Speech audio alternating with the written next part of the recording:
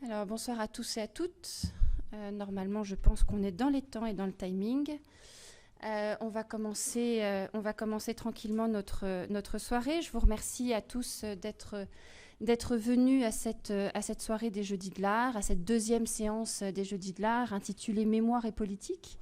On va avoir 3 conférences qui vont être assez variées dans la chronologie, mais qui finalement, vous allez le voir, ont quand même un point commun au niveau de l'utilisation politique de la mémoire et de la façon dont on utilise ce souvenir dans un discours politique. Et nous commençons notre séance de ce soir avec Antonio Romano, qui nous vient de l'Université du Mans, où il fait sa thèse sous la direction de Estelle Bertrand, et qui a fait son master, me semble-t-il, à Rome, à la Sapienza, avant de venir faire sa thèse en France, et qui travaille justement sur la mémoire de César à l'époque sévérienne, donc la façon dont on utilise, dont on emploie dans la dynastie des Sévères, réutilise la mémoire de César justement pour justifier aussi son arrivée au pouvoir, et qui ce soir nous propose donc de regarder ces stratégies mémorielles des Sévères et d'en avoir une approche visuelle. Je vous laisse la parole et je vous remercie.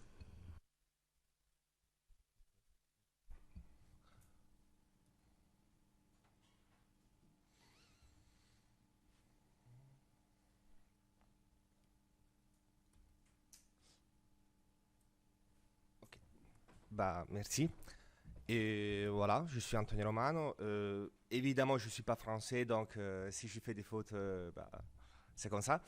Donc, je suis historien de Rome, mais évidemment, l'art aussi, c'est très important pour nous. Enfin, toutes les sources en fait visuelles sont très importantes pour reconstruire la société romaine. En plus, je travaille pour ma thèse sur les concepts de mémoire, et donc pour moi, c'est vraiment un plaisir de participer ce soir. Donc, j'ai choisi de vous présenter les stratégies mémorielles d'une dynastie qui a gouverné Rome à la fin du IIe siècle après Jésus-Christ, début IIIe siècle après Jésus-Christ. Afin que tout le monde puisse comprendre ce que je vais dire, je vais présenter très, très brièvement en fait la dynastie des Sévères, qui a gouverné Rome dans un moment quand même très difficile. On est au début de la grande crise du IIIe siècle.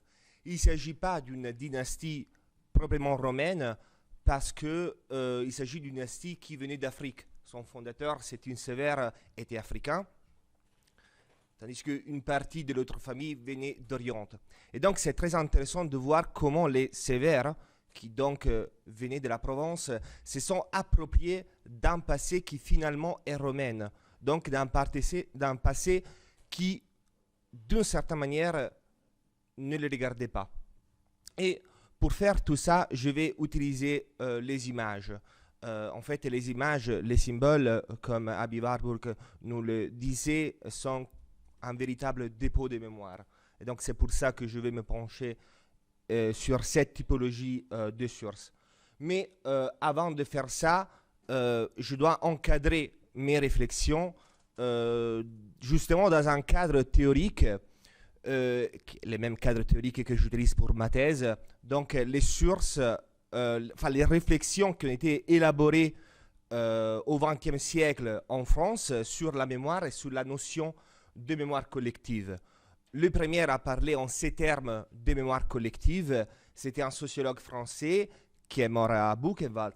Ce sociologue français s'appelle Maurice Holbach, qui, dans 2 œuvres, qui sont les cadres sociaux de la mémoire et la mémoire collective, parue après sa mort, a justement cogné les concepts de mémoire collective, et donc a montré en effet comme tous nos souvenirs peuvent s'encadrer dans un contexte collectif, même les souvenirs individuels. Et donc, évidemment, les réflexions de Maurice Holbach ont ouvert le chemin à toutes les réflexions sur la mémoire de la collectivité.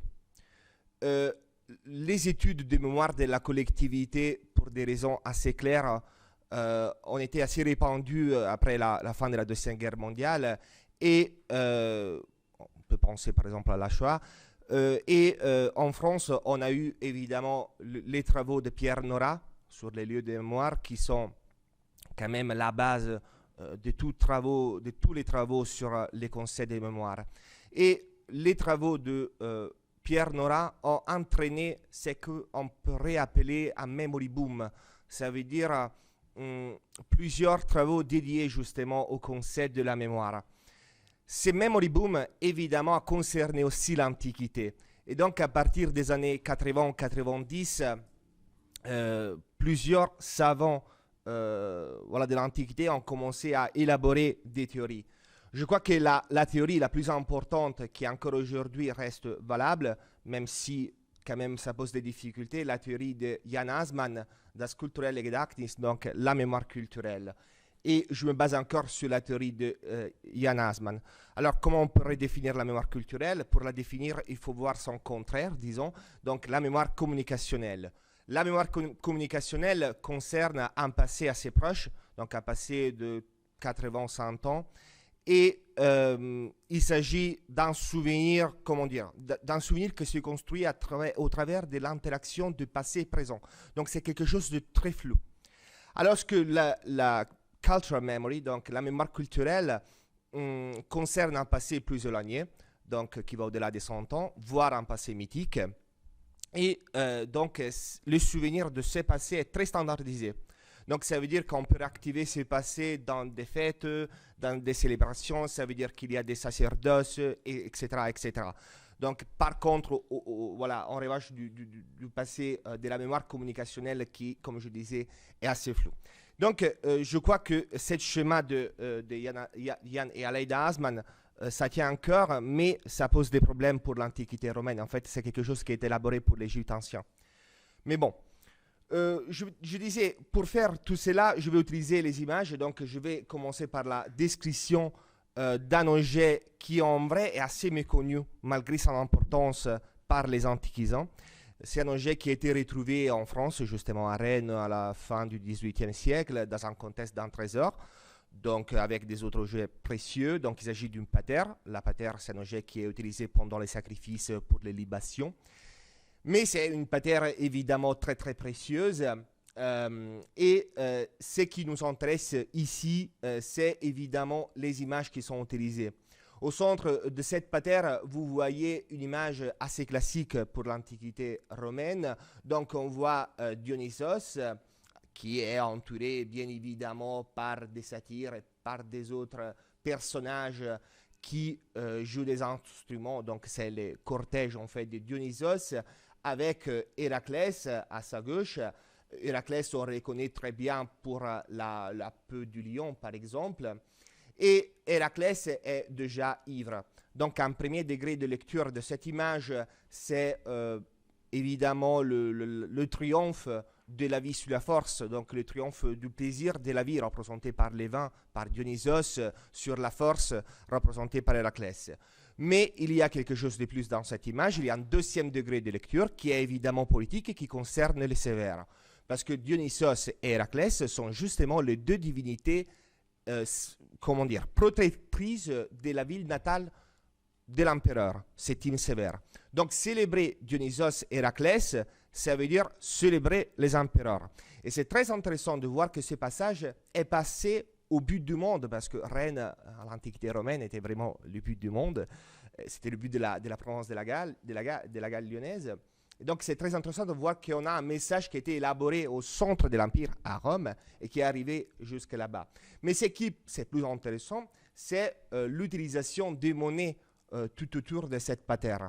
Les monnaies représentent en effet les empereurs de cette dynastie, donc de la dynastie des Sévères. Mais ce qui est vraiment extraordinaire dans cette patère, c'est qu'on n'a pas seulement les monnaies des empereurs de la dynastie des Sévères, mais on a aussi les monnaies des empereurs de la dynastie précédente, donc de la dynastie des Antonins qui a gouverné Rome au XIIe siècle, après Jésus-Christ.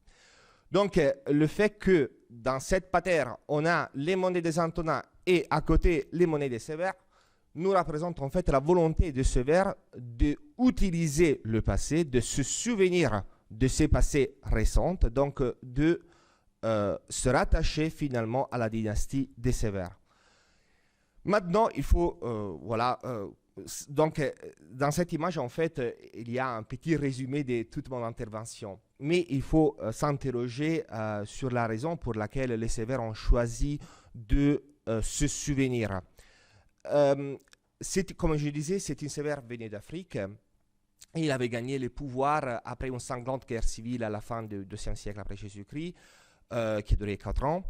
Et donc une guerre civile qui avait divisé finalement la société romaine, notamment le Sénat était contre lui. Donc disons que son pouvoir était tout à fait faible.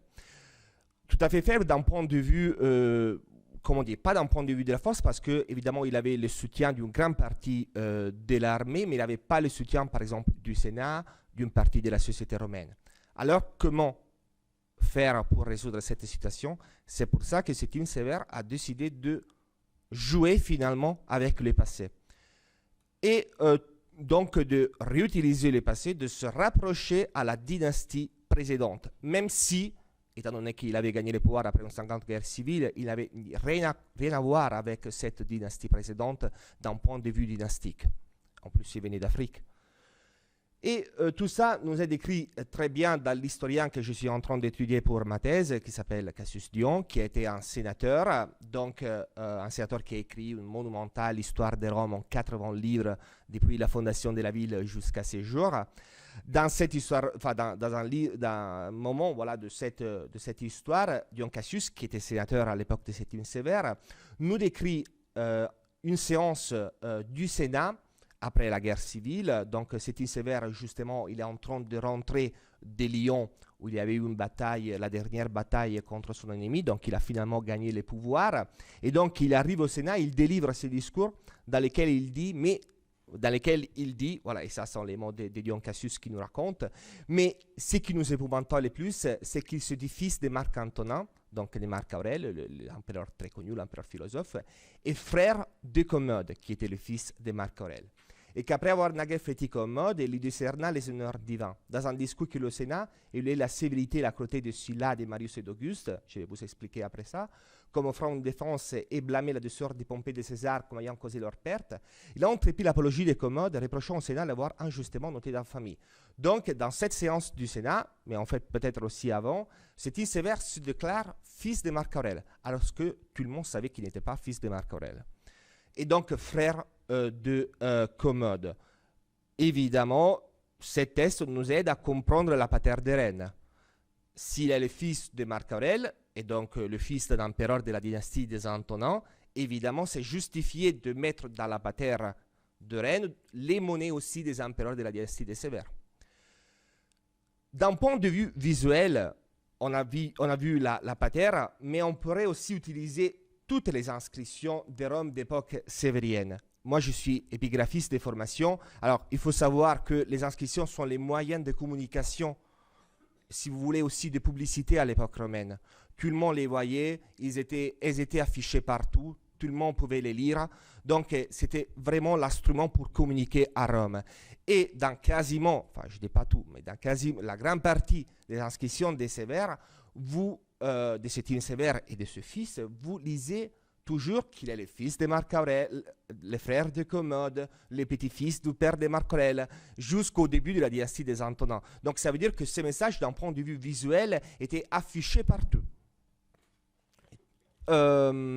Mais il y a encore quelque chose de plus, finalement. Aussi d'un point de vue de l'image. Alors, je vous ai mis deux monnaies, donc une monnaie de Septime Sévère, l'Aureus, donc vous lisez Septime Pius Augustus, Septime Sévère, et une monnaie à côté de Marc Aurèle. En fait, la ressemblance de Septime Sévère à Marc Aurèle est très claire. Je dis le style de la barbe, des cheveux, la forme du visage, les yeux, en fait, ils sont tout à fait similaires. Et le message est très clair. Comme un fils ressemble à son père, évidemment, Septime Sévère devait ressembler à Marc Aurèle, même si, évidemment, Marc Aurèle n'était pas le père de Septime Sévère. Donc, tout ça, on peut le voir dans les monnaies, mais dans les portraits. Donc, j'ai pris deux portraits par hasard de Septime Sévère et de Marc Aurèle. Pourquoi faire tout ça? Le message, encore une fois, c'est très simple. Donc, c'est souligner cette continuité dynastique, donc cette utilisation du passé. Mais il faut aussi réfléchir sur notre point. Pas tout le monde avait la chance de voir l'empereur. Donc, c'était justement les monnaies, les images, les statues qui répandaient dans tous les mondes l'image de l'empereur. Et donc, partout, en fait, ils pouvaient voir cette ressemblance avec l'empereur Marc Aurèle et donc la dynastie des Antonins. Mais il y a aussi quelque chose de plus. C'est pas seulement rassembler à son père d'un point de vue physique. Reprendre le style de Marc Aurèle, donc la barbe, ça veut dire aussi la barbe, les cheveux, le visage, ça veut dire aussi reprendre les valeurs de Marc Aurèle, qui est connu finalement pour être un bon gouverneur, qui est connu pour avoir des bons rapports avec le Sénat. Et donc, ce que Septime Sévère voulait dire à tout le monde, et notamment au Sénat, c'était « moi, je vais gouverner comme Marc Aurèle ». Et donc, cette ressemblance, en fait, le témoigne. Oh, elle est disparue, je ne sais pas pour quelle raison, une diapo qui, en effet, je suis désolé, en effet, montrait une monnaie de l'empereur Caracalla, qui est le fils de Marc Aurèle, une reproduction d'une monnaie de Jules César faite par l'empereur Caracalla. Donc, la monnaie, je ne sais pas pour quelle raison il n'y a pas la diapo, mais bon, c'était la même image au revers. Donc, il y avait une Vénus, vous voyez la divinité, avec une victoire dans la main, qui devait célébrer la victoire. Et Caracalla a choisi de reprendre, en fait, la même monnaie de Jules César. Et donc, tout ça nous vient, en fait, à ce que disait Dion Cassius, donc sur la réutilisation aussi, non seulement d'un passé récent comme le passé des Antonins, mais aussi d'un passé plus éloigné. Parce qu'il y a aussi la réutilisation de César, donc de tous les protagonistes de la République. Et la justification, en fait, est la même. Donc, c'était célébrer la victoire. C'est ça, comment dire, les valeurs de la Vénus et la victoire. Comme César avait célébré sa victoire sur la Bretagne, en fait, Caracalla célébrait sa victoire sur la Bretagne même. Donc, tout ça pour dire qu'en fait, les Sévères n'ont pas seulement utilisé un passé plus récent, donc ce qu'on appelait communicative memory, mais ont utilisé aussi un passé plus éloigné, donc le passé de la République romaine. Et c'est ça que je suis en train de croiser dans ma thèse. À la fin, je voudrais en fait vous montrer que les Sévères ont finalement croisé tous les aspects de la mémoire, donc du concept de mémoire, même son contraire, enfin son apparent contraire, donc l'oubli. Donc il faut s'interroger si vraiment l'oubli est le contraire de la mémoire. Vous connaissez tous, je crois, l'institution romaine de la damnatio memoriae. La damnatio memoriae, c'est un décret avec lequel le Sénat, justement, décrétait d'effacer la mémoire de quelqu'un parce que voilà, cette personne s'était opposée au pouvoir de l'empereur, donc pour plusieurs raisons. Et à l'époque sévérienne, cette institution est particulièrement utilisée. Les cas les plus connu est le fils de l'empereur Septime Sévère qui a été tué par son frère Caracalla lorsque le père Septime Sévère est mort. Comme vous le voyez dans cette peinture très très connue, le Tondo Severiano, où vous avez voilà, une image de toute la famille impériale, donc Septime Sévère, Julia Domna, le fils Caracalla et le petit-fils Geta. Et on voit carrément que son visage était effacé. En fait, la damnatio memoriae, ça veut dire effacer les visages, donc effacer les noms sur les inscriptions. Mais tout ça, je crois, ça ne concerne pas vraiment l'oubli, comme on dit souvent par rapport à la damnatio memoriae. Parce que les signes de l'effacement, vous les voyez sur les Tondo Severiano, mais aussi sur les inscriptions, sont toujours visibles. Tout le monde devait voir en fait les signes de l'effacement. Alors vous voyez que ça ne concerne pas l'oubli. Ça concerne encore une fois la mémoire. Donc ça veut dire que l'oubli n'est pas que le contraire apparent de la mémoire, parce que l'oubli rentre, je crois, dans la dialectique de la mémoire, dans la dialectique de conservation et effacement. Donc l'oubli, d'une certaine façon, quand même, ça fait partie de la mémoire, et je crois que le fait que les signes de l'effacement devaient être encore visibles peut le montrer avec toute évidence. Ils n'ont pas choisi de détruire complètement. Ils ont simplement effacé. Mais les signes d'effacement sont toujours visibles. Alors, c'était un appel justement à se souvenir de cette condamnation de la mémoire. Donc, j'espère d'avoir montré assez brièvement l'importance de la mémoire et les stratégies de la mémoire à l'époque sévérienne, et donc d'avoir montré le poids, l'importance de la mémoire à cette époque. La mémoire, ça sert toujours pour justifier le présent. À Rome, pour justifier sa propre position, pour justifier le présent, on a toujours besoin de se référer au passé, étant donné que à Rome, comme on le disait Benedetto Croce, toute histoire est histoire contemporaine. J'ai fini, c'est une petite biographie, et voilà. Merci beaucoup. Merci de nous avoir un peu introduit à cette idée de la mémoire et justement de l'oubli, qu'on a trop tendance à mettre en opposition, alors que effectivement les deux vont ensemble complètement. La damnatio memoriae efface, mais la trace effacée reste. On ne remplace pas par quelque chose qui supprimerait complètement la présence, mais on laisse l'espace. Ça laisse énormément d'éléments à la discussion et à la réflexion, tous ces éléments-là. Alors, comme d'habitude, nous allons écouter nos 3 intervenants à la suite, et puis nous garderons un petit temps pour les questions à l'issue des trois interventions. Donc, je vous laisse noter d'un côté, sur le côté, les questions que vous voudriez poser à notre première intervenant. Et donc, je vous remercie. Et maintenant, nous allons accueillir notre seconde intervenante. Donc, nous sommes très heureux d'accueillir Sarah Velasquez-Orcel, qui est doctorante franco-mexicaine et qui est doctorante à l'Université de Paris 1, voilà, qui travaille sur sa thèse, commencée aussi il y a 2 ans maintenant. Exactement, il y a 2 ans, et qui travaille sur la façon dont, d'après ce que j'ai compris, on utilise, notamment au XIXe siècle, dans un discours qui pourtant est un discours qui veut se détacher un petit peu du passé colonial espagnol, comment on utilise ce passé mexicain, c'est-à-dire préhispanique. Et donc justement, ce soir, elle nous propose de revenir sur cette fabrication de l'oubli, comme elle l'a nommé, en montrant qu'il y a certains événements qui, de façon assez paradoxale, sont des événements forts des Mexicains contre les Espagnols et qui pourtant, dans cette période de la fin du 19e au Mexique, eh bien, ont été laissés de côté de façon relativement étonnante. Donc, je vous laisse la parole, je vous laisse lancer votre présentation. Voilà.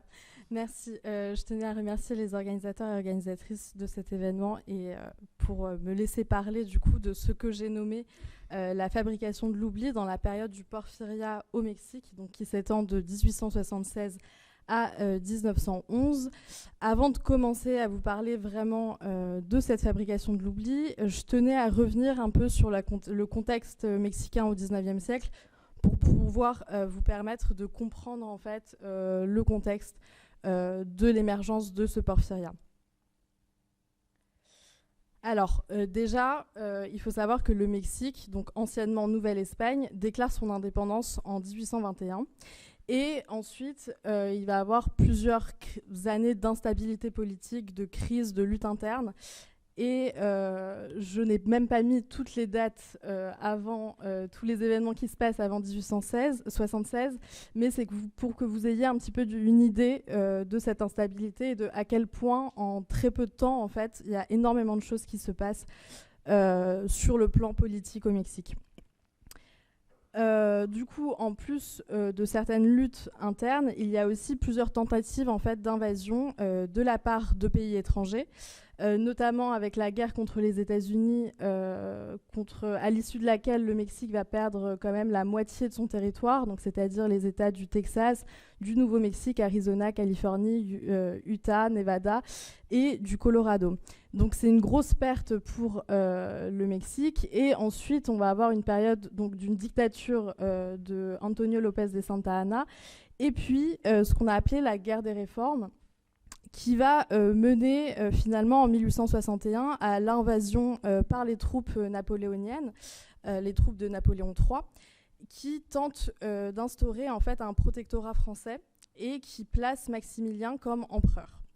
Sauf qu'en 1867, les troupes de Napoléon III sont chassées par Benito Juárez et Maximilien de Habsbourg est exécuté. Benito Juárez revient au pouvoir et finalement, Benito Juárez, la période donc, de 1867 à 1872 va être appelée la période de la République restaurée. Et en fait, dans cette République restaurée, on va commencer à voir se diffuser une certaine vision, une certaine version de l'histoire nationale mexicaine.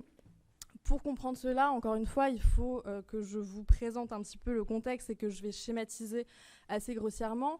En fait, on va avoir d'un côté deux camps politiques. D'un côté, les libéraux qui veulent prôner le fait que la nation mexicaine trouve ses origines dans un passé préhispanique, donc précolonial, avec principalement l'empire mexica, ou comme je pense vous le connaissez majoritairement, comme étant l'empire aztèque. Et puis d'un autre côté, on a les conservateurs pour qui le Mexique finalement naît avec l'arrivée des Espagnols et donc avec la colonisation. Ces deux camps vont un peu s'opposer et on va avoir jusqu'en 1867 des récits assez opposés, mais ça va se voir aussi dans la mémoire mise en scène dans les villes, qui va un petit peu changer en fait selon les régions.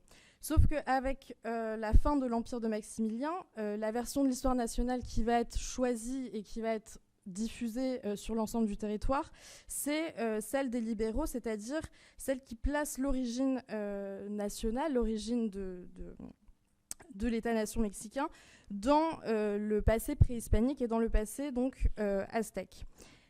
Pourquoi en fait c'est cette version-là qui est choisie? C'est que après cette tentative d'invasion de la part de la France et de la part de l'Europe, il est nécessaire en fait pour le Mexique de se réclamer, en fait, de revendiquer à nouveau son indépendance et donc de rompre les liens, même les liens en fait au sein du récit historique. Avec l'Europe et donc de revendiquer que le Mexique existait avant l'arrivée de l'Europe en Amérique et qui peut continuer à exister seul. Donc on arrive maintenant à la période qui nous intéresse, c'est-à-dire 1871, la période où Porfirio Díaz arrive au pouvoir et va installer en fait une dictature. Il va rester jusqu'en 1911. Porfirio Díaz, pour le présenter brièvement, c'est un général mexicain qui a combattu donc, contre les armées napoléoniennes. Et quand il arrive au pouvoir, il va s'entourer de tout un gouvernement qu'on va appeler los científicos, c'est-à-dire les scientifiques. Ce groupe d'intellectuels en fait, est très empreint de l'idéologie positiviste en Europe. Et en fait, pour résumer, encore une fois, le but en fait, de la dictature de Porfirio Díaz, c'est d'essayer de moderniser le pays, de l'industrialiser, d'attirer les investisseurs étrangers, et puis surtout d'essayer de centraliser le pays autour de la capitale, donc Mexico.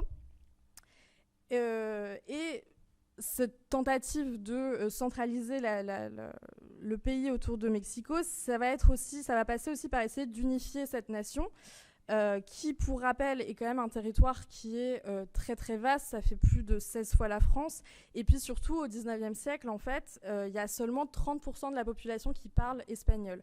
Les 70% restants parlent en fait plus de 66 langues différentes, des langues autochtones, et donc pour unifier ce pays, ce qui va être beaucoup utilisé par Porfirio Díaz, c'est la production artistique, puisque comme tout le monde ne parle pas la même langue, par contre tout le monde peut voir ces images. Et donc Porfirio Díaz va vraiment utiliser cette production artistique, encourager la production d'une peinture d'histoire avec une iconographie nationaliste spécifique, et puis aussi la construction de différents monuments dans les villes. Ce qui est intéressant en fait, et ce qui nous réunit aussi ici de réfléchir entre mémoire et oubli, c'est que finalement quand on pense à la peinture d'histoire ou aux monuments urbains, évidemment que ce qui nous vient tout de suite, c'est la notion de mémoire. Mais paradoxalement, avec cette notion de mémoire, il y a aussi cette notion de l'oubli. Et on a cette idée finalement assez répandue que l'oubli, c'est une action involontaire, c'est quelque chose sur laquelle on aurait peu de prise et qui serait finalement assez illogique. Or, en réalité, on a tendance à oublier que dans la construction de ces imaginaires nationaux, au XIXe siècle, les oublis sont plutôt des actions délibérées. Et pour ça, je tenais à citer du coup Ernest Renan dans sa conférence qu'il va le donner à la Sorbonne le 11 mars 1882, « Qu'est-ce qu'une nation ?» Et il commence avec cette phrase « L'oubli, et je dirais même l'erreur historique, sont un facteur essentiel de la création d'une nation. » Qu'est-ce qu'il veut dire par là? C'est qu'il veut dire que donc, quand on choisit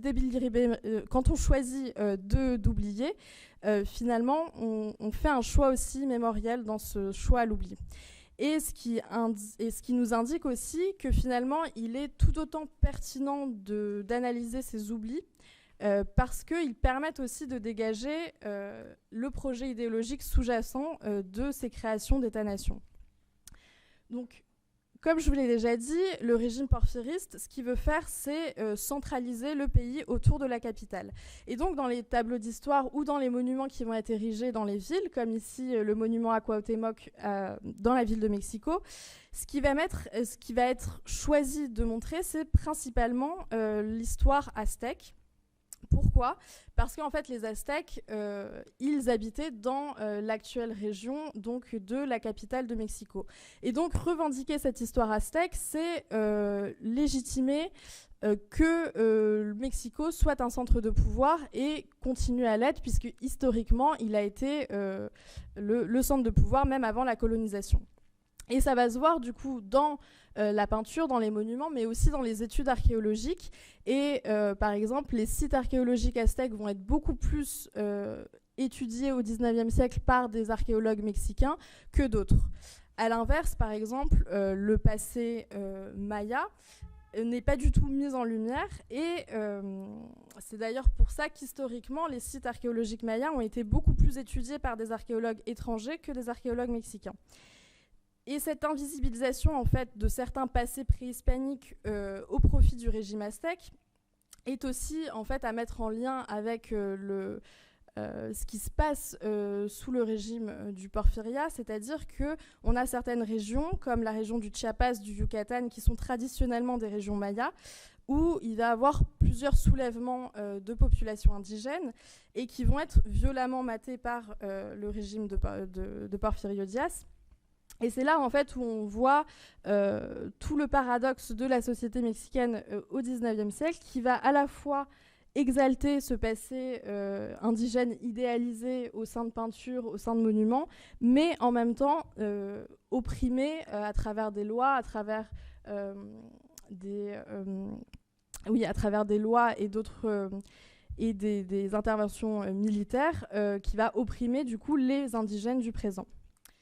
Et c'est ce qui est montré en fait dans cette caricature dans un journal d'opposition qui s'appelle El Hijo de la Suite, qui est du coup le dessin s'appelle Une offrande à Porfirio Pochli. C'est un jeu de mots en fait avec la langue nahuatl, donc la langue des Aztèques. Et sur cette image en fait est présenté un prêtre aztèque qui est en train de sacrifier un indigène qu'on reconnaît comme étant un indigène yaqui parce que c'est marqué donc, sur son corps. Et donc, il offre le cœur de cet indigène à une stèle qui porte le visage de Porfirio Díaz. Et à travers en fait, cette représentation, cette caricature, l'auteur, qui est resté anonyme, en fait, veut nous montrer que... le régime de Porfirio Díaz, avec le prétexte de la modernisation de l'État, le fait en fait au détriment de ces populations indigènes qu'il massacre en fait à travers du coup des interventions militaires. Donc, dans cette fabrication de l'oubli, on a à la fois donc l'oubli délibéré d'un passé autre que celui aztèque, mais aussi même dans l'histoire aztèque, il y a certains passages qui vont être complètement invisibilisés, comme celui de la Noche Triste. La Noche Triste, en français, donc la nuit triste, c'est une bataille qui a lieu le 30 juin 1521, donc lors de la colonisation du Mexique par les troupes espagnoles, et qui fait suite en fait à la massacre du Templo Mayor, dont je vous ai mis du coup une représentation du Codice Durand. Et lors de cette nuit triste, mais qui est une nuit victorieuse pour les Aztèques, ce sont les Aztèques en fait qui vont remporter leur unique victoire face aux troupes de Cortés. On raconte ensuite que Cortés, à la suite de cette défaite, va pleurer la mort de ses soldats sous un arbre qui est encore visible autour de Mexico, que je vous ai mis aussi ici. Et en fait, il s'agit donc de la seule victoire aztèque, et pourtant cet épisode est totalement absent des représentations, mis à part ce tableau de José María Velasco qui représente donc El Árbol de la Noche Triste, l'arbre de la nuit triste. Mais si vous pouvez voir que ce tableau-là n'est pas du tout un tableau qui met en exergue la gloire de l'Empire aztèque et la victoire de l'Empire aztèque sur les troupes espagnoles. Plutôt bien au contraire, c'est plutôt une vision assez mélancolique de l'événement.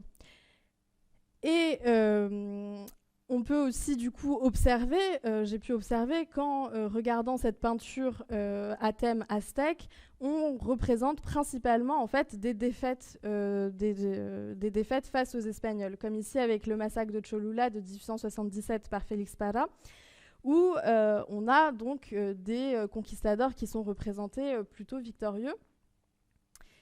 Mais aussi avec donc Cuauhtémoc, dont je vous ai déjà parlé. Cuauhtémoc, c'est le dernier empereur aztèque, et il est représenté exclusivement à des moments où il perd. Donc là, lors de son supplice. Ensuite, ici, c'est lors de sa capture. Et sinon, quand il se rend ou encore une fois, il est capturé par Hernán Cortés. Et c'est assez ça m'a interpellée sur pourquoi, alors qu'on est dans une période où on veut exalter le passé aztèque, pourquoi en fait on exalte le passé aztèque exclusivement à travers des images où les héros aztèques sont vaincus. Même sur le monument à l'honneur de Cuauhtémoc, les passages de sa vie qui sont choisis pour être représentés, c'est des passages où il perd. Et je ne suis pas la seule à m'être questionnée sur cet aspect. Il y a eu du coup Marie Lecouvé qui a écrit dans cet article, donc de Cuauhtémoc à Zapata, le double usage des figures rebelles mexicaines. Où en fait elle rapproche l'image de Cuauhtémoc aux images de Vercingétorix, du coup en France. Et tous les deux, en fait, Vercingétorix et Cuauhtémoc sont des héros qui sont représentés lors de leur défaite. Ce sont des vaincus exemplaires. Ils gagnent en fait en noblesse et en dignité seulement dans leur lutte, et ils finissent tous les deux par mourir. Et leur mort annonce une ère plus civilisée, c'est-à-dire une ère romaine pour Vercingétorix et une ère espagnole pour Cuauhtémoc.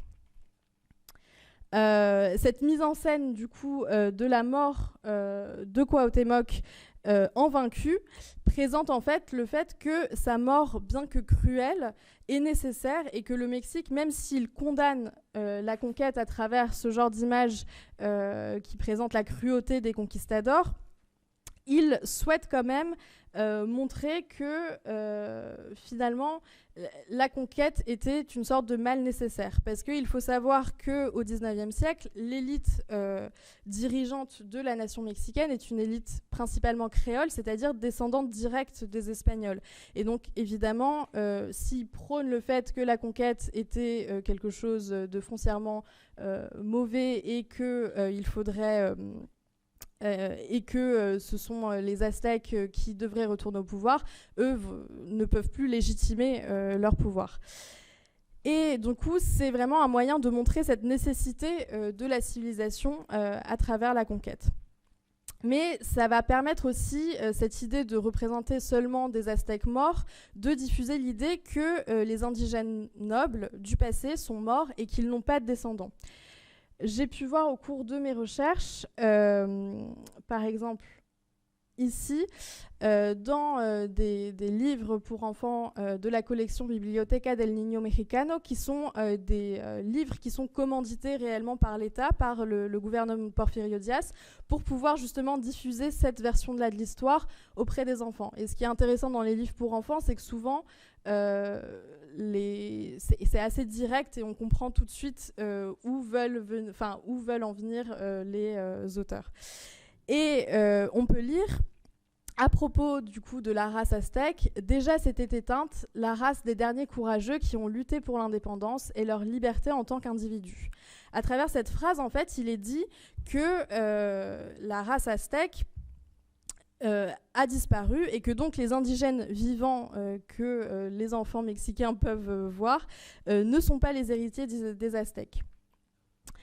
Par exemple, si on revient à ce tableau du supplice de Cuauhtémoc, ce qui est intéressant, c'est de remarquer que dans le coin à notre gauche, on peut voir les attributs de Cuauhtémoc qui sont aux couleurs du drapeau mexicain, donc c'est-à-dire vert, blanc et rouge. Et on comprend que Cuauhtémoc, c'est pas seulement un empereur aztèque, mais ici il est représenté comme étant l'incarnation de cette nation mexicaine. Et ce qu'on comprend, c'est que les nobles indigènes qui sont représentés du passé, ce sont plus des incarnations de cette nation que les ancêtres des indigènes vivants. Pour terminer, du coup, je voulais vous parler de ce tableau d'Adrián Unzueta. Moctezuma, dans le temple, reçoit la nomination de monarque, qui est présenté à l'exposition annuelle à Mexico en 1898. Et ce tableau, donc, qui représente Moctezuma, qui est aussi un empereur aztèque, va faire scandale. Et la critique va écrire et va beaucoup reprocher à Adrián Unzueta d'avoir représenté un Moctezuma qui ressemble plutôt à un indigène qu'on pourrait voir dans les rues. Dans ces textes, on peut voir vraiment l'ampleur et la présence du racisme à l'encontre des personnes indigènes au Mexique au XIXe siècle, mais aussi, en fait, on voit cette idée qu'un noble indigène du passé ne doit avoir aucun lien, même une ressemblance physique, avec des indigènes du présent. Et donc au début de ma présentation, et c'est sur ça que je vais conclure, je vous avais dit qu'on pouvait dire à la fois aztèque ou mexica. En France, on connaît plutôt le terme aztèque.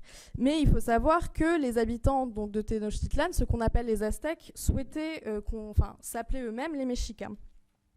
Et les mexicas, en fait, ils venaient du nord, d'une région qu'on nommait Aztlán, et certains auteurs étrangers, comme par exemple Prescott ou Humboldt au XIXe siècle, vont un peu modifier ce mot Aztlán et le transformer en aztèque. Et du coup, ce mot aztèque est plutôt une erreur, en fait, une déformation suite à des traductions de codices en nahuatl. Mais en fait, au Mexique, c'est à partir du Porfiria que le terme aztèque va commencer à être utilisé et diffusé. Ce qui, du coup, m'a fait me questionner sur pourquoi, à ce moment du Porfiria, il y a cette diffusion du terme aztèque, alors qu'avant le Porfiria, on les appelait les mexicas, ou alors on parlait d'antiquité mexicaine. Et du coup, pour moi, à mon sens, cette diffusion du nom aztèque plutôt que mexica permet vraiment d'inscrire en fait dans l'appellation cette division entre le fait que mexica, ça donne le Mexique, donc la nation, Mexico, mais les indigènes mexicains, en tant qu'individus, ils sont nommés aztèques. Ce qui renforce en fait cette idée que les aztèques, en tant que personnes, n'existent plus, et que s'ils sont exaltés, c'est justement parce qu'ils sont morts. Et qu'ils sont du coup silencieux et qui peuvent être des objets de projection, alors que les indigènes du présent, à travers leur soulèvement, à travers leur lutte contre le pouvoir de Porfirio Díaz, ils sont bien trop vivants pour être exaltés, et ils incarnent, pour les penseurs du 19e siècle en Amérique, une sorte de frein à la modernisation du pays. C'est pas étonnant qu'en Amérique, au XIXe siècle, il y a une phrase qui illustre plutôt bien mes propos et qui est largement répandue et utilisée, qui dit que le seul bon indien est un indien mort. Voilà pour mon intervention. Merci beaucoup. Je vous en prie. Merci beaucoup. C'était effectivement tout à fait passionnant de voir comment on réutilise le passé, comment on le réinterprète, comment on le réécrit complètement et jusqu'au terme, pour que ça corresponde mieux à la façon politique dont on veut s'en servir. Donc, merci beaucoup. Et nous accueillons maintenant Nicholas Parkinson qui vient clore notre soirée. Nicholas Parkinson qui est docteur en histoire de l'art et qui effectue en ce moment un post-doctorat auprès de l'INHA. et qui justement a fait sa thèse à la State University de New York, Stony Brook, et qui, me semble-t-il, est en l'occurrence ici en ce moment à Paris, grâce à une fondation danoise, je crois, qui lui finance la fondation Carlsberg, qui lui finance son post-doctorat. Nicholas Parkinson a travaillé sur cette idée de la mémoire, et notamment, alors vous voyez le lien tout de suite qui existe avec ce qu'on vient d'entendre, avec cette idée de la défaite aussi, et donc la représentation, la façon dont on se souvient d'une défaite. Et en l'occurrence, ce soir, il va nous parler d'une grande défaite de l'histoire française, qui est la défaite de 1870. Et donc il a gentiment affiché le titre, donc comme ça je n'ai plus besoin de le chercher, sur nous parler du pouvoir de la défaite à travers la sculpture de l'hôtel de ville réalisée justement pour se souvenir de la guerre de 1870. Je vous laisse la parole. Alors, merci beaucoup. Donc, je commence. Merci à vous. Donc, j'aimerais commencer avec quelques questions. Et ces questions sont à quoi sert le souvenir de la défaite, à garder le souvenir de ce qui est perdu, à prévenir les erreurs du passé pour les générations futures, ou, de façon contre-intuitive, rappeler le souvenir de la défaite est-il un moyen d'exercer un pouvoir politique? C'est de cette dernière proposition, au croisement de la mémoire et du pouvoir politique, que je souhaite parler aujourd'hui. Mais avant de se pencher sur la France au XIXe siècle, laissez-moi commencer par un exemple plus récent se rapportant à mon pays natal, les États-Unis. Dans l'appartement new-yorkais de l'ancien président Donald Trump se trouve une reproduction miniature d'une sculpture dont l'original est aujourd'hui conservé au Petit Palais. Cette sculpture s'intitule Gloria Victis, ou Gloire aux vaincus. Elle représente un soldat nu, mort ou mourant, tenant un sabre brisé dans sa main droite. Il est porté à la balle par une femme cuirassée et ailée, allégorie de la gloire. La sculpture est réalisée par l'artiste français Antonin Mercier à la suite de l'échec désastreux de la guerre franco-prussienne. Le titre reprend à son compte, en le renversant, l'expression du gallois Brennus Vae Victis, ou malheur aux vaincus. Gloria Victis est donc conçu comme une allégorie pour montrer la France comme le vainqueur moral et glorieuse malgré la défaite.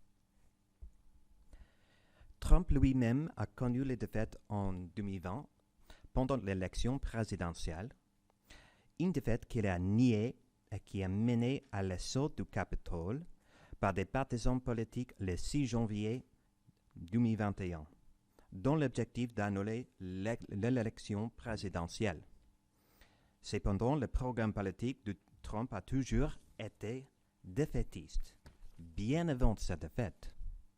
Le slogan « Make America Great Again » suppose que les États-Unis possèdent une grandeur innée, une grandeur donnée par Dieu, que le pays a perdu et que Trump va récupérer.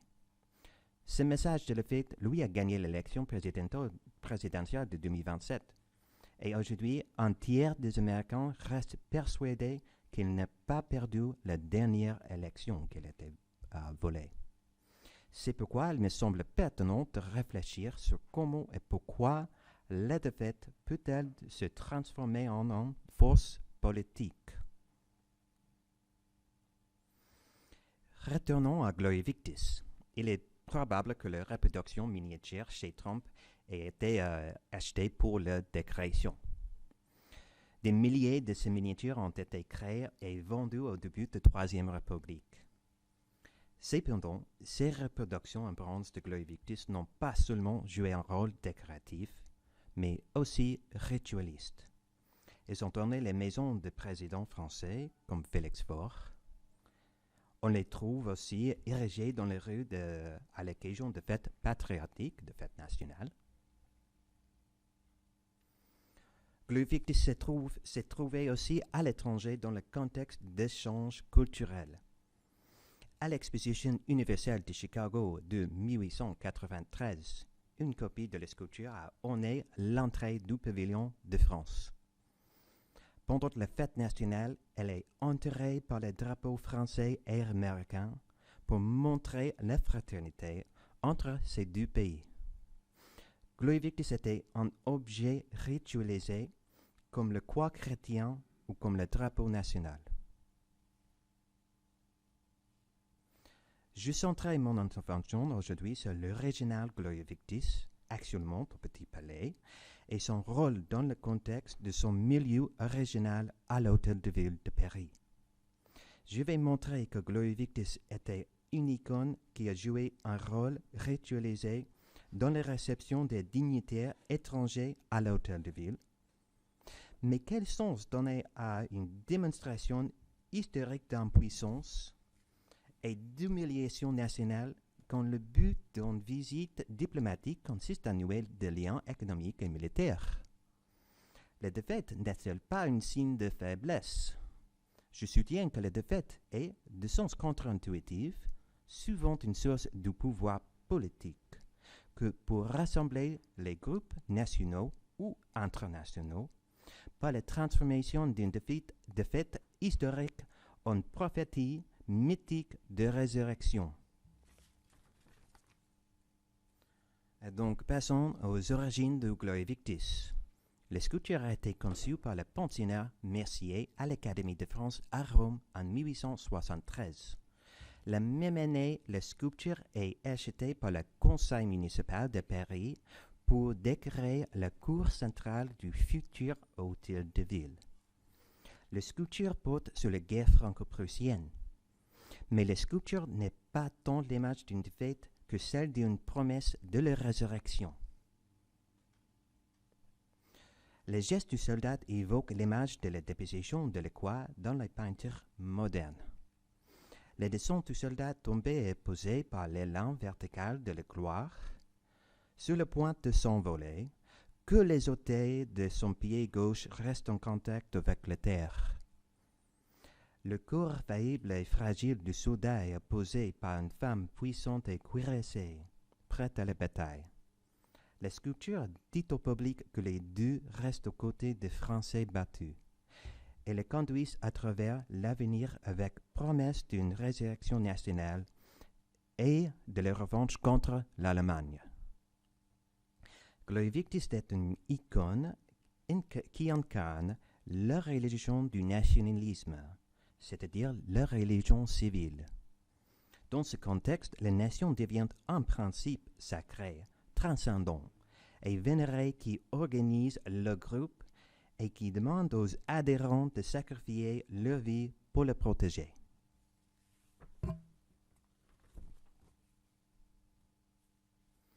Ce sens de religiosité est bien évident dans les réponses du public, comme par exemple les écritures de Jules-Antoine Castagnery au salon de 1874, le même critique qui a par hasard inventé le mot impressionnisme cette même année. Il a dit « Il est tombé sur le champ de bataille, le soldat de la liberté, le combattant de l'éternel progrès. La justesse s'est dressée glorieuse et vengeresse.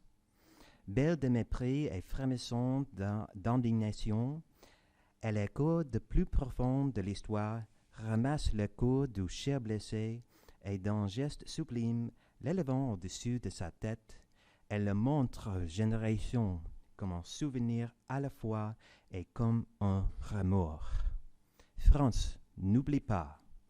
Et toi, vieille Europe, reviens à sa récipiscence. C'est la blessure inexpiable.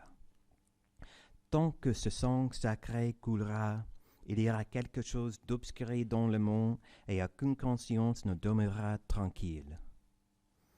Dans les mots de Castagnery, la défaite de la France n'est plus un fait historique, mais un mythe prophétique. La guerre n'est plus un conflit militaire entre deux pays, mais la lutte pour la liberté et les progrès.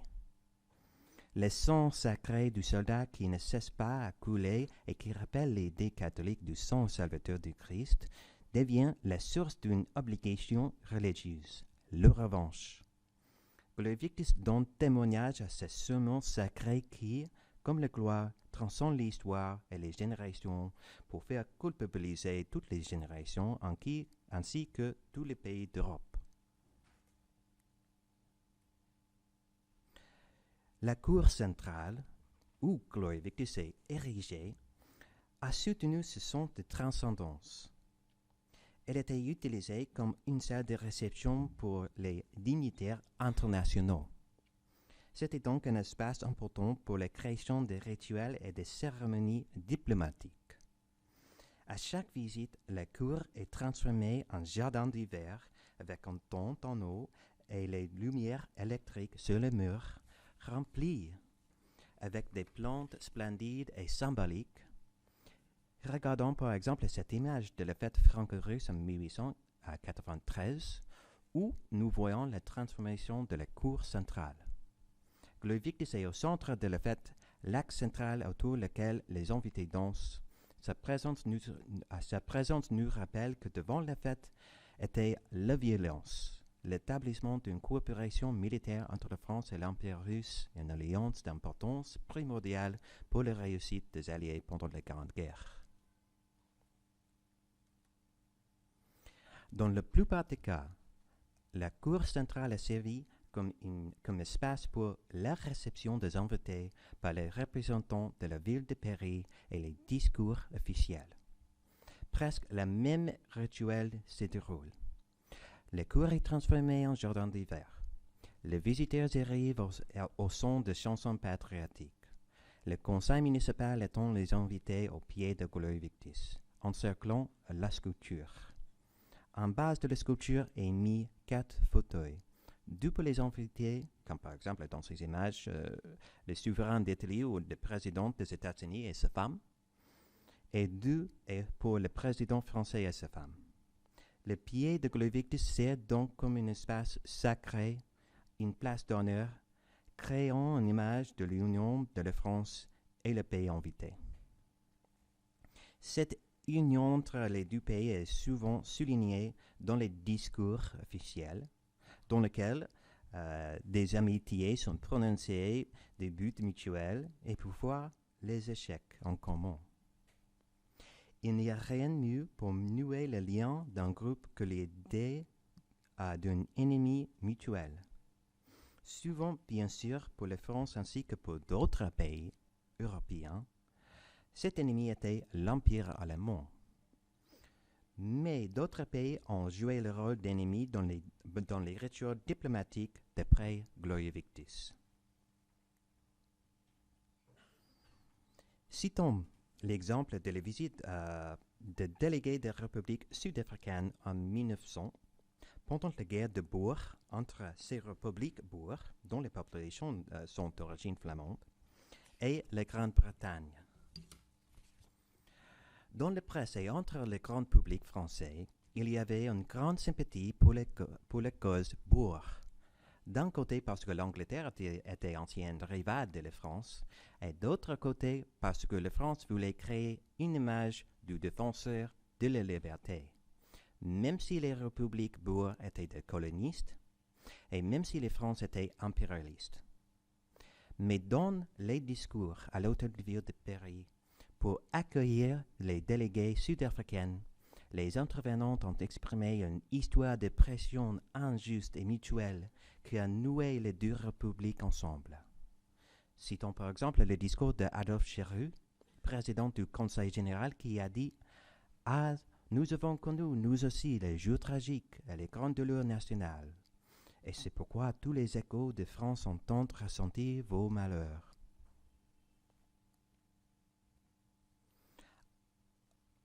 À le départ de Paris, le délégué sud-africain a reçu comme cadeau cette maquette, l'Indépendance par Georges Achard, dont le design fait écho à Gloire Victis.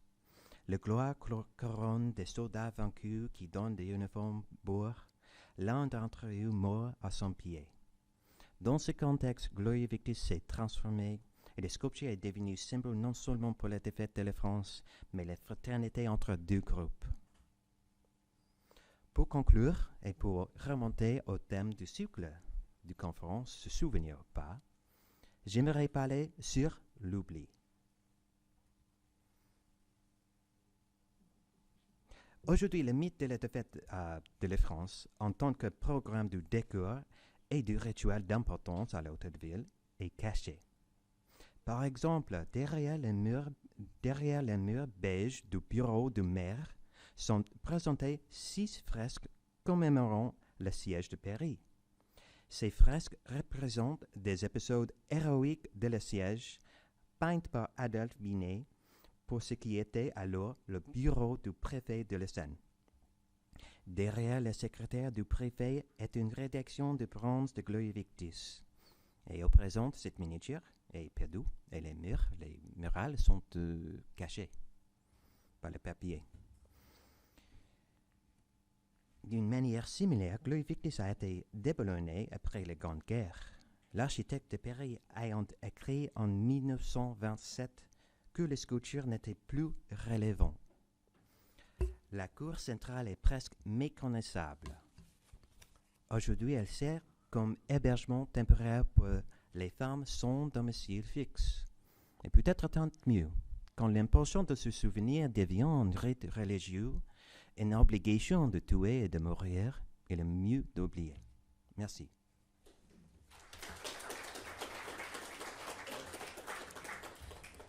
Merci beaucoup pour cette présentation, qui, je pense, a appris beaucoup de choses, à même nous, Français, par rapport à notre rapport à la défaite de 70, qu'il a fallu effectivement traduire dans l'art, comment traduire et comment faire passer la défaite pour quelque chose d'héroïque. Ce n'est pas forcément un discours qui est très évident à mettre en place. Je vais inviter nos intervenants précédents à remonter sur la scène. Je vais laisser ma place, moi je vais mettre debout et ouvrir la discussion et les questions à ceux d'entre vous qui le désireraient.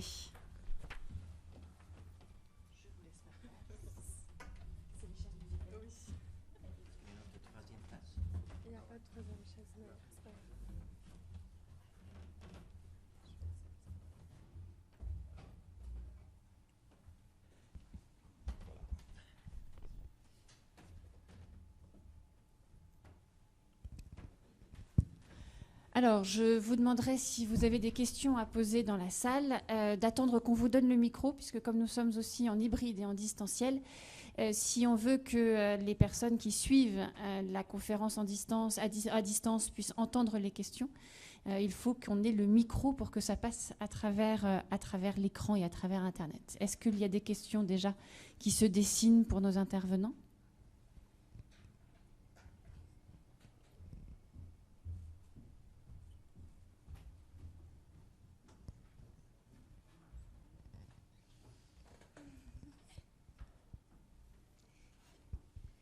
Bonjour à tous, merci beaucoup pour vos interventions. Alors j'ai une question pour Sarah Velasquez-Orcel. En fait, c'est par rapport à cette propagande en fait du dictateur. J'ai une question sur les spectateurs en fait, sur les personnes qui vont voir cette propagande visuelle, parce que vous aviez parlé des indigènes, donc, qui représentent 70%. En fait, est-ce que les destinataires sont principalement ceux qui vivent à Mexico et qui peut-être ont intégré, en fait, parce que je suis en plein dans Philippe Descola, alors, qui ont intégré en fait l'ontologie figurative européenne, le naturalisme, ou est-ce qu'ils veulent aussi s'adresser aux indigènes, mais dans ce cas, c'est pas du tout la même. On est dans l'animisme, donc ils peuvent pas intégrer le discours qui est représenté en fait. Du coup, je voulais savoir vraiment à qui on s'adresse là. C'est une question qui est très intéressante, donc je vous remercie. Alors déjà, au 19e siècle, il y a des indigènes qui vivent à Mexico et qui voient ces tableaux et qui, depuis la colonisation, sont habitués à voir ces tableaux-là et à voir ce genre de représentation-là. Mais c'est une question qui est très intéressante parce que, là, j'ai pas pu en parler, mais évidemment, selon les régions du pays, on va avoir une propagande qui va être légèrement différente. Par exemple, dans l'état de Oaxaca, qui est un état qui est majoritairement peuplé de personnes indigènes, les représentations vont beaucoup plus centrer sur le rôle bénéfique de l'Église, alors que sur les tableaux qu'on va voir à Mexico, donc dans la capitale à la même période, l'Église a presque disparu de ce récit de la colonisation. Alors qu'à Oaxaca, on va voir des tableaux qui représentent des premières messes à la suite de la colonisation et qui mettent plutôt en scène du coup des dirigeants indigènes qui se sont convertis au christianisme. Et il y a une autre façon de montrer ces images aussi, ça va être à travers des sortes de reproductions de tableaux vivants. Malheureusement, c'est difficile pour moi de retrouver les traces de ça parce que la photographie n'était pas encore très répandue à cette période-là et à Oaxaca, mais j'ai pu retrouver par exemple que lors de la fête pour la Vierge, du coup la Virgen de Guadalupe, on a toute une procession en fait dans les rues et on va reproduire des tableaux, enfin des scènes en fait sur des chars, des tableaux que par exemple un autre tableau qui est peint par Félix Parra, qui lui avait peint du coup celui que je vous ai montré, c'est le massacre de Cholula, mais il en a peint un autre où il représente du coup Bartolomé de las Casas avec à ses pieds une personne indigène. Et ce tableau-là, il va être reproduit avec des acteurs. Et sinon, dans la ville de Mexico, c'est quelque chose qui va être beaucoup diffusé, que ce soit dans la capitale ou dans d'autres capitales. Ces processions, en fait, qui deviennent qui se calent sur les processions religieuses qu'ils avaient l'habitude d'avoir, qui deviennent des processions laïques, où là, on va avoir en fait des acteurs qui quelque part rejouent en fait les scènes des tableaux, mais cette fois-ci sous forme de procession et sous forme de questions très théâtralisées. Voilà pour répondre à votre question. Merci. Super, merci beaucoup.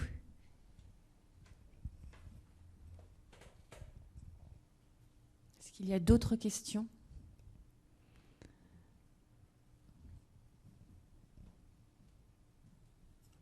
Merci. Merci pour vos interventions. Une question pour Nick Parkinson et qui vraiment s'inscrit dans la suite, c'est-à-dire que cet exemplaire de Gloria Victis qui est dans la cour de l'Hôtel de Ville n'est visible que par une élite, mais c'est une œuvre qui est diffusée effectivement par des réductions, mais qui a aussi une dimension de monument public. Est-ce que vous pouvez nous en dire un mot ? Oui, bien sûr. Ça marche ou non ? Ça marche ? Oui. OK. Donc, oui. Pour la plupart du public, donc c'était pas visible au centre de Hôtel de Ville, mais en 1881, le conseil municipal a déclaré que le Gloria Victis était plus qu'une œuvre d'art, c'était un monument national qui c'est-à-dire que toutes les villes en France ont eu le droit de reproduire cette sculpture dans leur propre ville. Donc, c'est-à-dire, par conséquence, qu'il y a 4 autres villes, Bordeaux, Niort, Châlons en Champagne et Cholet, qui ont érigé Gloria Victis dans leur propre ville pour commémorer les morts de cette guerre. En même temps, pour les organisations privées, par exemple, il y a des exemples de lycées qui ont érigé des copies barbadiennes, les miniatures, dans leur espace, parce que, en fait,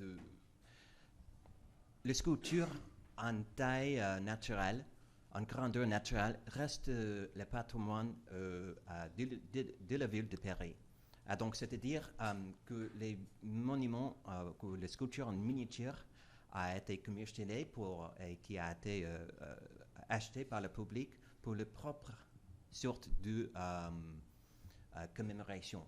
Donc, peut-être il y avait des lycées qui a érigé cette copie en miniature barbadienne de rédaction, mais qui était toujours plutôt grand, peut-être la taille d'une personne, un homme, pour commémorer les morts de plutôt lycéens pendant la guerre. Donc oui, alors qu'il y a eu une sorte d'espace privilégié au Hôtel de Ville, sa diffusion et sa transmission à travers la France lui sert à devenir une sorte de symbole en commun. Merci. J'en profite, moi, pour poser une question à Antonio Romano, parce qu'on a bien compris que donc Septime Sévère se place en tant que fils de Marc Aurèle, ce qui, d'un point de vue dynastique, est complètement faux. Donc il construit sa propre légitimité dynastique en se mettant dans la suite des Antonins. Est-ce qu'on a d'autres exemples de ce type-là, de cette recherche de légitimation et de lien avec la dynastie précédente dans l'histoire romaine? Ou est-ce que c'est vraiment un cas particulier de la part de la dynastie sévérienne de mettre... Alors, j'ai bien compris qu'il fait suite aussi à une période d'instabilité, de guerre civile, et donc Septime Sévère, arrivant pour mettre un peu ramener le calme au sein de l'Empire, décide de créer cette continuité. Mais est-ce qu'on a, parce que des guerres civiles à Rome, on en a quand même eu un certain nombre, et des périodes d'instabilité encore plus. Donc, est-ce qu'on a d'autres dynasties qui font ce même travail jusqu'à reproduire visuellement? Parce que là, ce qui est quand même assez étonnant, ce qui est assez frappant, c'est cette ressemblance que veut donner Septime Sévère jusque dans ses portraits pour se placer dans les pas de l'empereur philosophe. Oui, la question est tout à fait légitime et juste.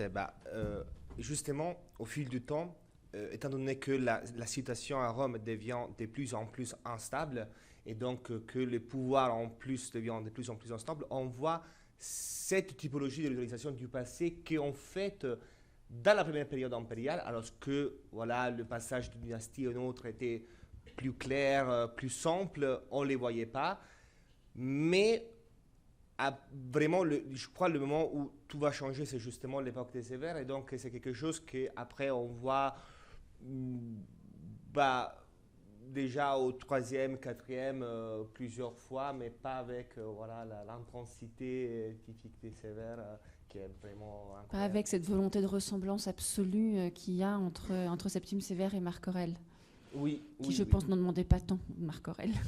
Non, pas du tout. Est-ce qu'il y a d'autres questions? Alors, si vous avez des questions pour Antonio Romano, il faudrait les poser maintenant, parce que malheureusement, il a un train. Donc, il va devoir nous quitter assez rapidement. S'il n'y a pas de questions pour Antonio Romano, je le remercie encore une fois et je le laisse partir. Et s'il y a d'autres questions pour nos deux intervenants restants,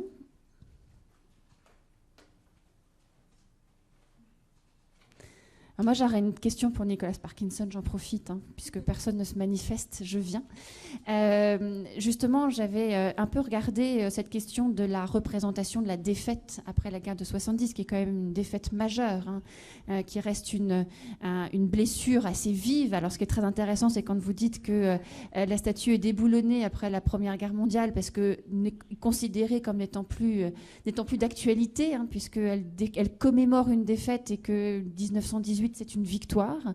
On aurait pu penser qu'avec toute la symbolique qu'on a mis dans cette sculpture-là, on l'aurait quand même conservée et on lui aurait donné une nouvelle symbolique. Et en fait, on l'efface purement et simplement.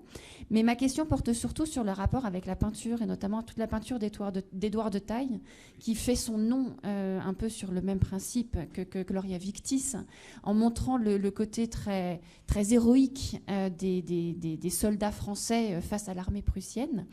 Et de voir si, d'abord, il y a un lien entre le sculpteur, entre Mercier et de Taille, s'il y a une influence qui s'est manifestée, parce que notamment, c'est ce qu'on voit dans le grand triptyque du Panthéon d'Édouard de Taille, dans lequel on a ce lien qui est fait entre la grande armée de Napoléon et finalement l'armée française, certes perdante, mais non moins glorieuse de 1870. Donc s'il y a un lien entre le sculpteur et le peintre ici. Et puis, question annexe là, qui m'intéresse de façon un peu différente. Est-ce qu'on a un écho de ce type de représentation en Allemagne? Alors, bien entendu, en Allemagne, on a des représentations victorieuses. C'est la Siegessäule avec la victoire au sommet de sa colonne. Mais comment, en gros, finalement, c'est comment sont reçues ces représentations faites en France de la défaite française et par extension de la victoire allemande? Comment est-ce que les Allemands perçoivent cet art-là qui se met en place entre 1870, 1880, 90? Ok, tous les deux sont de très bonnes questions. Donc, pour commencer avec la première question, est-ce qu'il y a un lien entre détail et Mercier? Oui, bien sûr.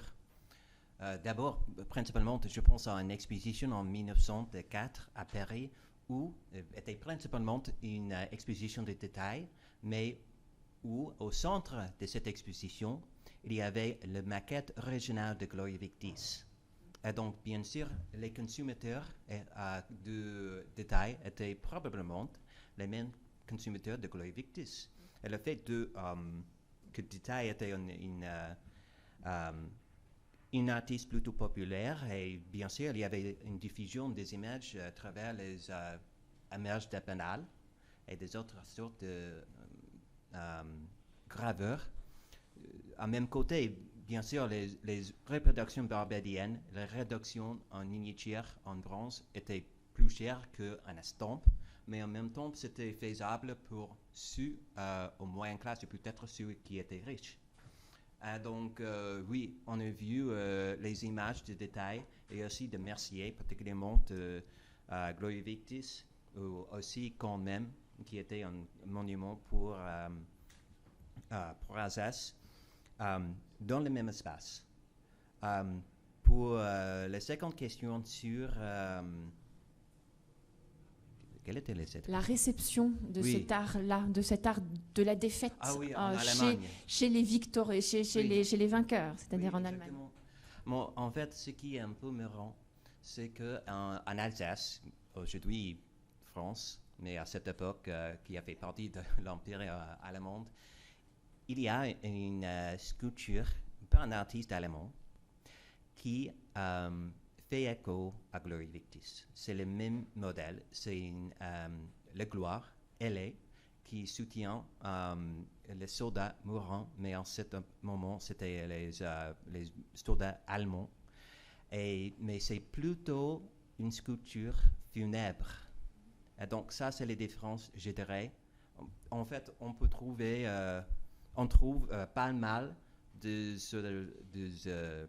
copies de Gloria Victis qui a été transmis ou qui a été emprunté par d'autres pays, soit pour commémorer la défaite, comme par exemple il y a des copies à Pérou pour commémorer la défaite de la guerre de le Pacifique. Il y a aussi une copie à Copenhague pour commémorer la guerre de 1864. Mais d'autres copies qui ont été utilisées dans un contexte funèbre. Et même si en Allemagne, et c'est un peu marrant parce que c'était si bien connu comme un monument pour la défaite et les revanches en France, qu'en fait, un artiste allemand a copié cette sculpture pour commémorer les soldats morts allemands, et les soldats qui ont venu de Bavière. Merci. Est-ce qu'il y a des questions qui se sont réveillées pendant ce temps-là? Alors, j'ai une question en ligne pour Sarah Velasquez-Orcel. Comment sont repris ces thèmes Mexica par les muralistes des années 1920-1930 ? C'est une question qui est très intéressante. En fait, les artistes du mouvement muraliste après, donc pour ceux qui connaissent pas, après la Révolution mexicaine, donc de 1911, qui met fin à la dictature de Porfirio Díaz, même si les artistes muralistes mexicains vont un peu se lever contre l'esthétique un petit peu européanisant de ces tableaux que je vous ai montrés du 19e siècle, en réalité, ils vont vraiment reprendre cette même essence de représentation historique. Donc, évidemment, pas sous les mêmes formes et pas plastiquement, esthétiquement, c'est pas les mêmes... le même style qui est représenté, mais on retrouve comme ça cette idée de racines de la nation mexicaine qui se trouve de l'Empire aztèque, d'une focalisation vraiment sur l'histoire et le passé aztèque, le passé mexica et pas le passé d'autres régions. Et puis on retrouve cette idée, mais avec une insistance placée sur cette notion du métissage, qui est déjà un peu présente dans les tableaux que je vous ai présentés, mais qui va vraiment être mise en avant par les muralistes mexicains, donc de cette idée que la nation mexicaine est en fait une nation métissée, c'est-à-dire une alliance parfaite des racines autochtones et des racines espagnoles. Et donc on va avoir des représentations par exemple de Hernán Cortés avec, l'interprète qui l'a aidé à former des alliances, donc qui s'appelait Maylin Ali, mais qui est plus connu sous le nom de Malinche.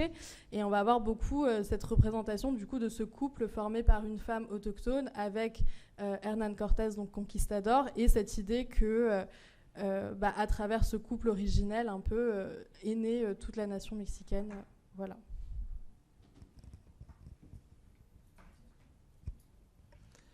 Alors, s'il n'y a pas d'autres questions, ni dans la salle, ni en distanciel, je remercie nos 2 intervenants restants. Je vous remercie, vous aussi, à tous d'être venus écouter notre conférence de ce soir. La prochaine conférence sera en novembre. J'ai oublié la date, mais je vais... Le 16 novembre, merci beaucoup, vous qui avez le programme. Donc le 16 novembre prochain, et sera là sur la mémoire et sur les sens. Donc aussi un sujet très intéressant. En attendant, nous vous souhaitons une très bonne soirée. Nous vous remercions encore d'être venus en ligne et en présentiel. Et encore merci à nos intervenants.